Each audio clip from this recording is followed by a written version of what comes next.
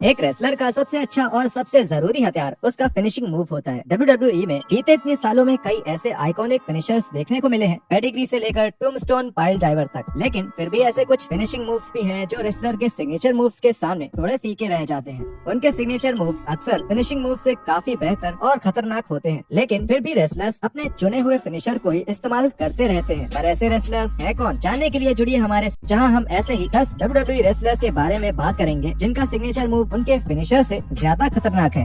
Number 8, Christian. पूर्व world champion Christian WWE में काफी कम आके गए खिलाड़ियों में से एक है। क्रिश्चियन के पास एक से एक मूव थे, लेकिन उनका फिनिशर कुछ खास नहीं था। द किल स्विच अक्सर ही काफी उलझा हुआ मूव लगता था और ये कोई ऐसा मूव नहीं था जिससे फैंस को ऐसा लगे कि अब मैच खत्म हो चुका है। क्रिश्चियन के पास इससे भी बेहतर एक सिग्नेचर मूव था, जो था एक फॉलिंग इन्वर्टेड DDT। ये बहुत तेज और अचानक होता था और क्रिश्चियन अपने मैचेस जीतने के लिए इसे काफी इस्तेमाल भी करते थे। रूथलेस एग्रेशन एरा के दौरान क्रिश्चियन इस इन्वर्टेड DDT को अपने घुटनों पर भी करते थे, जो बहुत बढ़िया भी लगता था और खतरनाक भी। Matt Hardy. अपने करियर के दौरान मैट हार्डी ने ट्विस्ट ऑफ फेट का अपने फिनिशिंग मूव के तौर पर काफी इस्तेमाल किया है, लेकिन इसके साथ दिक्कत ये रही कि यही मूव उनके भाई जेफ भी इस्तेमाल कर रहे थे, जिसकी वजह से फैंस हमेशा उन दोनों के मूव्स की तुलना करते थे। मैट हार्डी एक सिग्नेचर मूव जिसे साइड इफेक्ट बोलते हैं उसका इस्तेमाल करते थे, जो उनके ट्विस्ट ऑफ फेट से कई बेहतर लगता था। ये एक सेट आउट स्लैम था और उस समय रोस्टर पर मौजूद कोई रेसलर ऐसा मूव नहीं करते थे।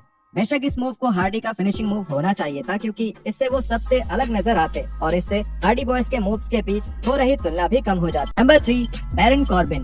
कॉर्बिन का end of days finishing move WWE में सबसे भरोसेमंद मूव्स में से एक रहा है। रेसलमेनिया 38 तक कोई भी रेसलर इस मूव की पकड़ से बाहर नहीं आ पाया था, जो एक फिनिशिंग मूव के लिए बहुत बड़ी बात है, क्योंकि WWE को हाल के सालों में एक फिनिशर को बढ़िया तरीके से दिखाने में बहुत दिक्कत हुई है। कॉर्बिन का एक सिग्नेचर मूव भी है जिसे डीप सिक्स कहा जाता है, जो शायद एंड ऑफ डे से भी कई बेहतर है। कॉर्बिन अपने ओपोनेंट को इतनी ताकत से झुलाते हैं कि ये मूव हर बार काफी खतरनाक लगता है। हालांकि ये मूव बहुत खतरनाक लगता है, लेकिन कॉर्बिन WWE के सबसे सुरक्षित रेसलर्स में से एक हैं और पहले से घायल रेसलर्स का ख्याल रखने के लिए उन्हें बहुत तारीफें भी मिली हैं।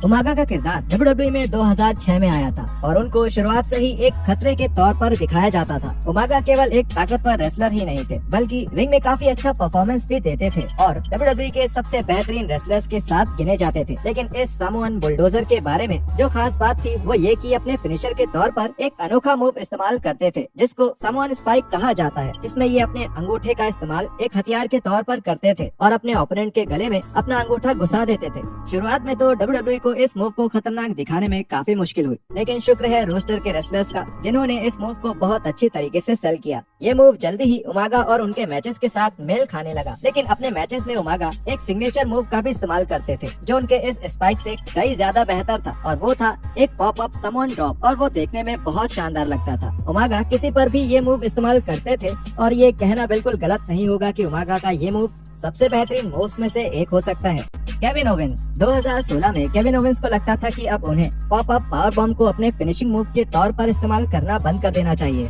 ओवेंस को लगता था कि उन्होंने इस मूव को बहुत इस्तेमाल कर लिया है और अब इसकी जगह वो स्टनर को अपना फिनिशिंग मूव बनाना चाहते थे।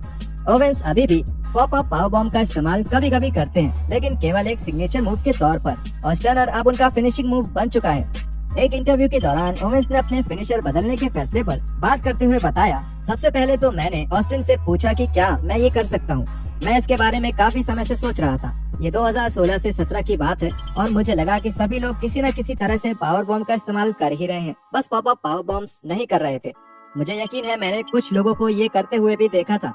ये एक बिल्कुल अलग बात है जब लोग दूसरे लोगों से कुछ लेते हैं, और खास करके तब जब हम एक ही शो में हैं और एक ही टीम में हैं। ये बिल्कुल अलग मुद्दा है। मैंने सभी लोगों को ये पावर बॉम्ब करते हुए देखा और मैं कुछ अलग करना चाहता था, और मैं ऐसा भी कुछ करना चाहता था जो लोगों को पसंद आए। तब मुझे ये ख्याल आया कि शायद मैं एक स्टनर का इस्तेमाल कर सकता हूँ।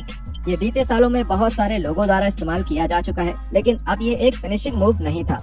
मैंने सोचा शायद मुझे स्टोन कोल्ड से ही सलाह लेनी चाहिए और मैं पता कर सकता हूँ कि इस मूव को फिर से एक फिनिशिंग मूव कैसे बनाया जा सकता है। मैं उनके पास गया, उनसे पूछा कि क्या मैं ये मूव इस्तेमाल कर सकता हूँ, और उन्होंने बड़ी खुशी से हाँ बोला।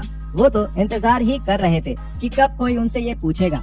उन्होंने मुझे हरी झंडी दिखाई।